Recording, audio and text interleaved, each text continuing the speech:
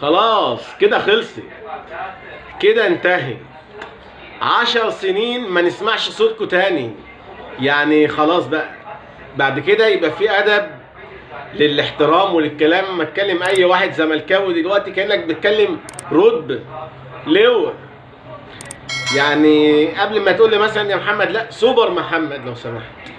والحمد لله يعني كل بقى الطرق الملتويه والاساليب المشبوهه بتاعتكم الحمد لله فشلت.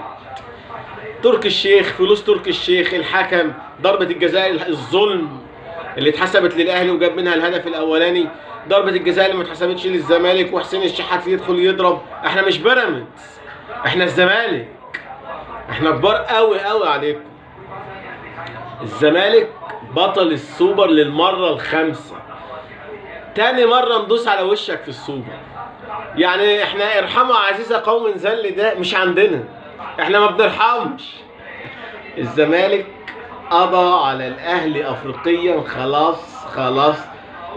ما تقوليش بقى قرن وقفشه وقاضيه وفاضيه والكلام الفاضي ده. ليه؟ لان احنا كسباناك في السوبر مرتين. مره ايمن منصور، والنهارده ماتش النهارده ده ابطال، ابطال رجاله. الحمد لله، الحمد لله يا رب، الحمد لله.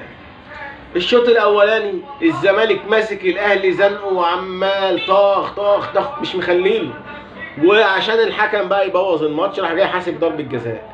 انا رايي والله وانا واحد من الجمهور قلت ننسحب، بلاش فضايح وقله قيمه وتحكيم واضح خالص ان هو بيحسب ضربه جزاء. ده اكرم توفيق ما اعترضش يا حكم يا ظالم يا تركي الشيخ اللي عمال تقول لي دي انذار.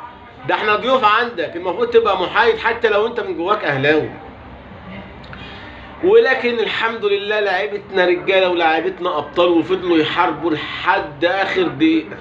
الزمالك كان رايي ان هو كان يستحق الفوز من غير ضربات جزاء وينزل سبحان الله الوحيد اللي ما قلناش اسمه، ما قلناش ان هو ممكن يعمل حاجه، ناصر منسي، ويجيب هدف التعادل. ربنا عايز الزمالك يكسب عشان ربنا ما يرضاش بالظلم، ما يرضاش ان الاهلي يكسب بتركي الشيخ وبالحكام وبمدحت شلبي اللي عمال يستخف دمه على الزملكاويين. ربنا كسبكم وربنا نصر الحق.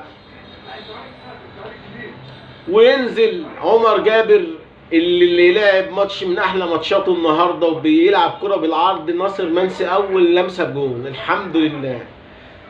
بصراحه انا برضو كنت قلقان ساعتها وقلت الاهلي ممكن يرجع والاهلي ممكن يعمل نتيجه كويسه، والاهلي بيخطف في الاوقات الدقيقه البلس 90 بقى والاوقات اخر الماتش دي تلاقي الاهلي خطف على طول. لكن الحمد لله ربنا كان رايد ان الزمالك يكسب النهارده عشان جمهور الزمالك يفرح.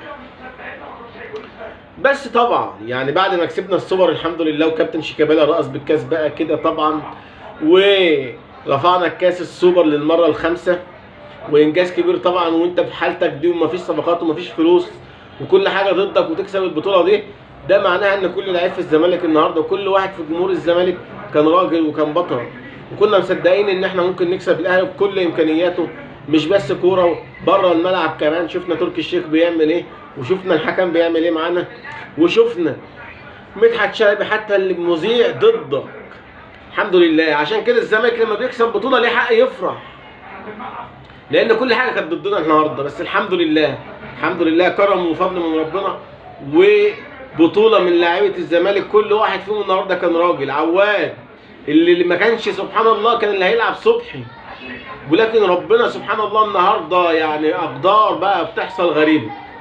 عواد ما كانش هيلعب وصبحي اللي كان هيلعب، لكن صبحي يشتكي من اصابه وعواد ينزل يقلب الماتش. بنتايك اول ظهور ليه ممتاز، مشيلات 10 على 10. كل واحد في الزمالك مش عايزين ننسى حد، حسام عبد المجيد، مسلوسي، عمر جابر، محمود بنتايك، قلنا دونجا كان ضرب النهارده ضربه جزاء. ده الراجل كان ناقص يعني ضربه في وشه. عايز ايه تاني عشان تحسب بلن؟ يعني يموته عشان يحسب بلن. واليمه الثانيه ناصر ماهر وعبد الله السعيد والجزيري وزيزو.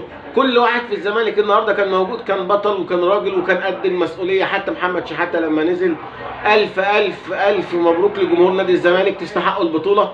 جمهور بطل ولاعيبه رجاله وكسبوا كل حاجه كانت ضد الزمالك النهارده. الحكام، الجمهور كان معظمهم من الاهلي، حتى الجمهور نسبه الاهلي اكتر. تركي الشيخ المذيع، الف الف مبروك للزمالك البطل.